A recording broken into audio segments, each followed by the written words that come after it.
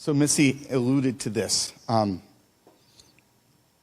I was literally getting ready to go do a teaching. I was teaching, there was actually going to be 2 countries. We were streaming this thing. I had a room like this filled with folks and streaming on these, there was different TVs. It was crazy. And for different languages. And the Lord, I was just, I got to get up, get ready. And the Lord just sat me down. And I just sat there for a second.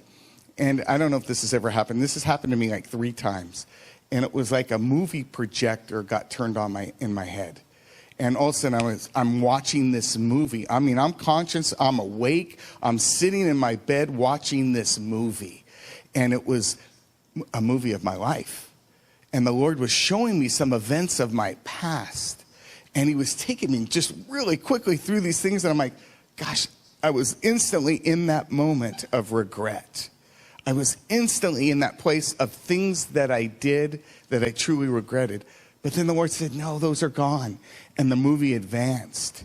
And then he showed me things that I didn't do that I should have done.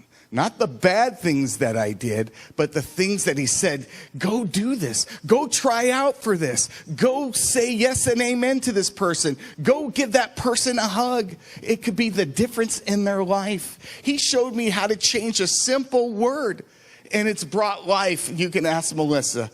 I mean, it's instead of saying, hey, I appreciate what you did, I appreciate you.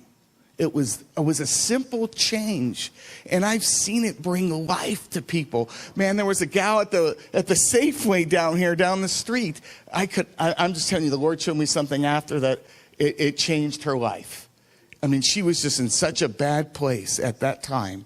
By saying that simple thing, I appreciate you, made all the difference. You know what? The number one thing, they went to rest homes and they did all these interviews of people who were, in their late 70s and 80s. You know what? The number one thing that was in this interview that they got from each person? Anybody know? Regret. Yeah. I wish I would have took the chance. I wish I would have tried that.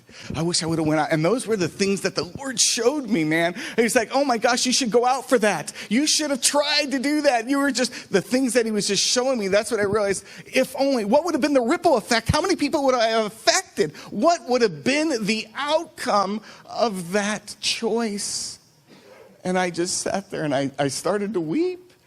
And I was like, oh Lord, forgive me. What do I do with what you're showing me?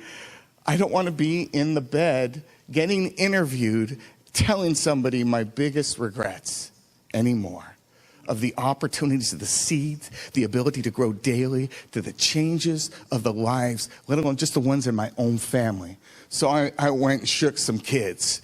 And I started telling my kids the story. That's where I started. I mean, you need to take hold of the moment. You want to be what?